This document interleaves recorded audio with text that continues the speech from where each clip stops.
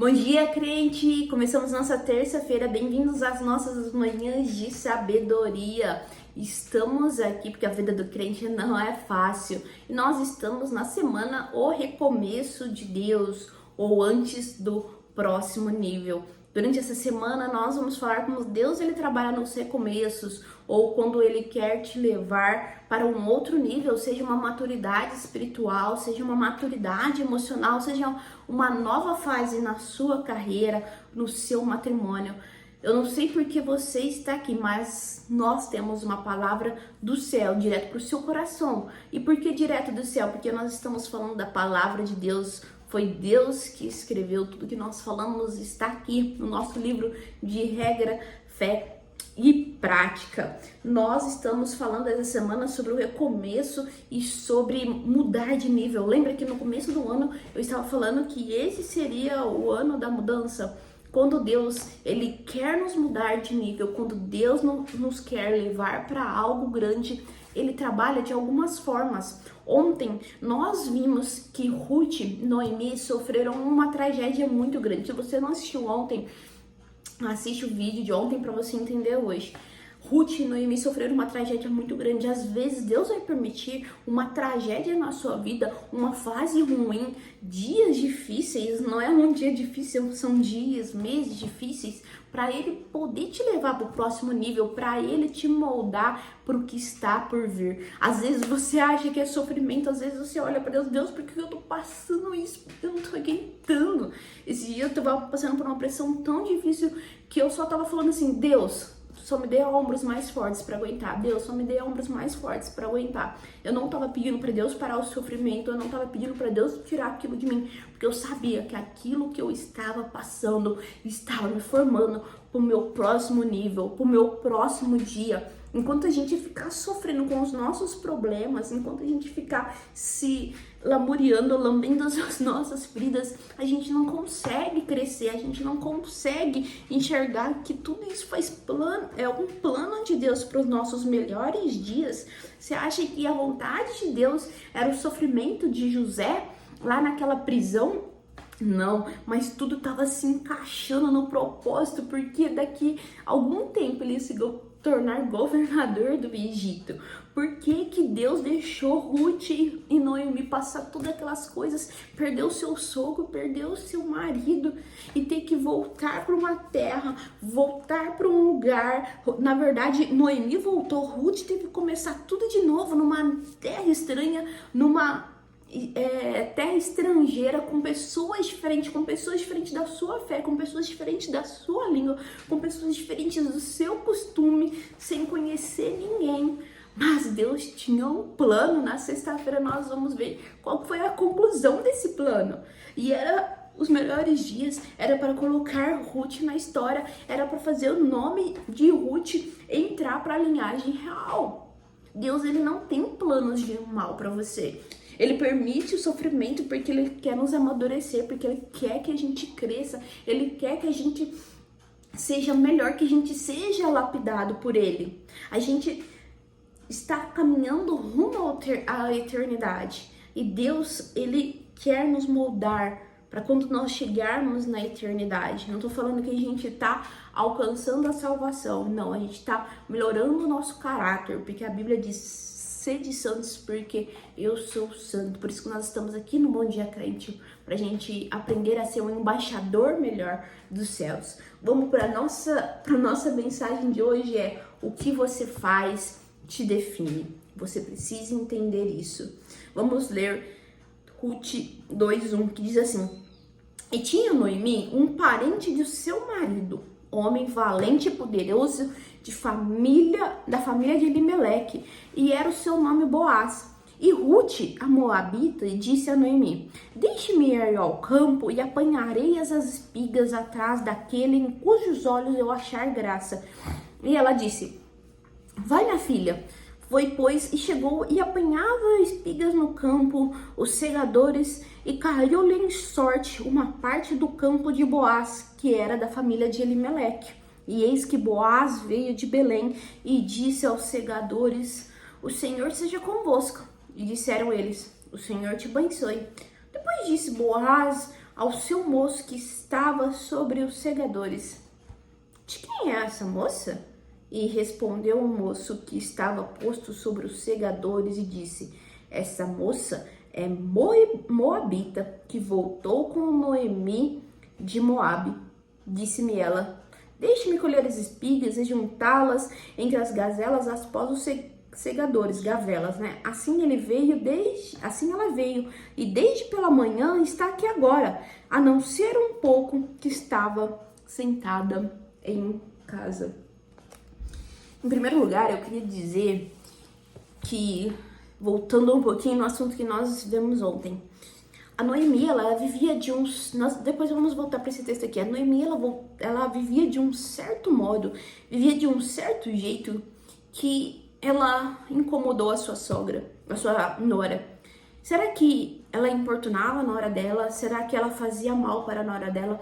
Será que ela representava o povo dela, que era o povo de Israel, de uma maneira ruim, ao ponto de Ruth não querer ir com ela?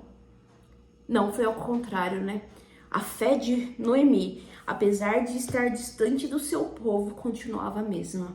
Ela era uma pessoa de caráter, ela é uma pessoa que seguia as regras, que seguia as leis do seu povo, ao ponto de a sua nora querer ir embora com ela, ao ponto da sua nora deixar tudo para trás, família, amigos, costumes, língua, a sua terra natal, para ir ficar com ela. A sua fé pode contaminar outras pessoas. Quando, apesar de dificuldades, distâncias, dores, sofrimentos, você permanecer na sua fé, isso impactará na vida de outras pessoas, aos pontos delas quererem caminhar com você. Será que hoje, qual tem sido a nossa vida? Será que hoje nós estamos comportando como embaixador dos céus, ao ponto das pessoas se sentirem incomodadas do jeito que elas vivem e querer viver da forma que nós vivemos, querer seguir o nosso Deus? Nós precisamos entender que Deus, ele sempre vai colocar as pessoas certas na sua vida. Você só precisa percebê-las. Às vezes você está procurando tanto aqui, ali, mas a pessoa certa para sua carreira, para o seu próximo nível, para sua vida sentimental está perto de você e você não consegue enxergar. A pessoa que tem a chave para mudar a sua vida pode estar mais perto do que você imagina e você ainda não percebeu. Noemi era a pessoa certa, queria mudar a vida de Ruth. Talvez ela poderia pensar: o que eu vou fazer agora com a minha sogra? Não, eu vou voltar para casa dos meus pais. Talvez eu consiga um casamento arranjado e vou voltar a viver minha vida. A Noemi não me serve mais de nada, ela não tem mais utilidade para mim. Às vezes a pessoa certa tá aí, em alguém que não tem utilidade para você, aparentemente. Peça para Deus: abre os meus olhos, Senhor, para que eu veja as pessoas certas que o Senhor tem para mim. Abre os meus olhos. Deus vai abrir, Deus vai te mostrar a pessoa certa que pode ter a chave para o seu próximo nível, pode ter a chave para os seus próximos dias. Ruth, ela trabalhava tanto, ela trabalhava do jeito certo, e ao invés de ela, ela não só foi com a Ruth, ela não só foi com a Noemi, eu sempre confundo o nome das duas, mas ela foi trabalhar para ajudar a sustentar a sua sogra. Talvez a sua sogra já era de idade, talvez a sua sogra não conseguia se sustentar, e ela pegou e falou: não, vamos trabalhar, vou fazer alguma coisa pra gente não passar fome. Ela não ficou esperando cair nada do céu. Não, ela falou: eu vou trabalhar, eu vou conseguir, eu vou atrás. E foi lá no campo de Boaz colher as espigas. Trabalhe com excelência ao ponto de ser notada. Você vai entender por que do nosso tema. O que você faz te define. 2:5, né? Depois disse Boaz, o seu moço que estava sobre os segadores. De quem é essa moça? Boaz, o homem mais rico daquela época, O homem mais notável do Oriente Médio olhou para uma trabalhadora lá no seu campo, mas será que talvez olhou por causa da beleza dela? Porque a Bíblia não fala. Geralmente quando a pessoa é bonita, a Bíblia fala. Mas a Bíblia não fala sobre Ruth. Mas será que ele olhou por causa da beleza ou será que ele olhou porque ela estava trabalhando? Eu tenho por mim que ele olhou porque ela estava trabalhando. Trabalhando tanto que até aqui, ó, um dos seus trabalhadores disse, ela trabalhou o tempo todo. Só teve uma hora que ela parou e foi na casa dela dar comida para a sogra dela. E depois voltou.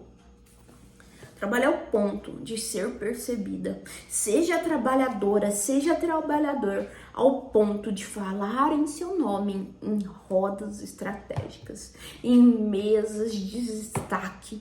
Eu já falei várias vezes de uma pessoa que foi falar de mim numa mesa totalmente estratégica. E depois de meses eu fiquei sabendo. E a pessoa que me contou falou, olha, essa tal pessoa gosta mesmo de você, porque ninguém poderia dar a cara para os seus funcionários. Ela deu a cara por você. Ela colocou a mão no fogo por você. Ela falou bem do seu nome. E aí, conversando depois com essa pessoa, falando, nossa, por que você fez isso por mim? E ela falou, é uma questão de honra. Tudo que você já fez por mim não poderia ser diferente. É uma questão de honra. O embaixador do céu sempre irá deixar uma marca de uma pessoa que trabalha certo. Se você está na fé, se você é um embaixador dos céus, se você quer passar para o seu próximo nível, se você quer uma nova vida, melhores dias, você precisa trabalhar. Eclesiastes diz, lance com uma mão, lance a sua semente com uma mão, mas com a outra também, porque você não sabe qual semente que vai dar fruto. Então eu tô trabalhando, estou na minha carreira, estou estudando para outras coisas, estou aqui no Bom Dia Crente, estou acarretando o meu ministério e não sei, ainda Deus não me definiu o que vai ser da minha vida, o que eu realmente vou focar. Mas estamos aqui, a gente precisa trabalhar. As pessoas precisam falar do seu trabalho.